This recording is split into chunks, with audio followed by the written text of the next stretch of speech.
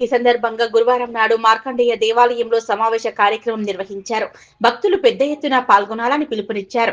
ఇతర గ్రామాల భక్తులు కూడా ఈ కార్యక్రమంలో పాల్గొనవచ్చన్నారు. 3 రోజుల్లో కొండపాక గ్రామం నుంచి కోటి తలంబ్రాల దీక్ష ప్రారంభమై భారీ ఎత్తున ప్రారంభమవుతుందన్నారు. తెలంగాణ రాష్ట్ర వ్యాప్తంగా ఉన్న రామభక్తులకు ఈ అవకాశం కలుగజేస్తానన్నారు.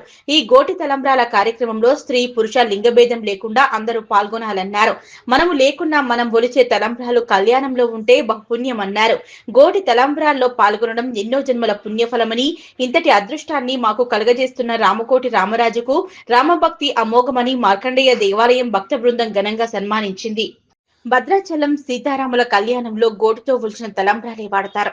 ఈ తలంబ్రాలు దీక్షా కార్యక్రమం సిద్దిపేట జిల్లా కొండపాక గ్రామం మార్కండేయ స్వామి దేవాలయం నుంచి ప్రారంభమవుతుందని, ఈ కార్యక్రమంలో కలశాలతో వందలాది భక్తులు పాల్గొంటారని, 4వసారి 3 క్వింటాళ్ల గోటి తలంబ్రాలు కళ్యాణానికి అందించే భాగ్యం కలిగిందని శ్రీరామకోటి భక్త సమాజం వ్యవస్థాపక అధ్యక్షులు, భక్తిరత్న జాతీయ అవార్డు గ్రహీత రామకోటి రామరాజు అన్నారు.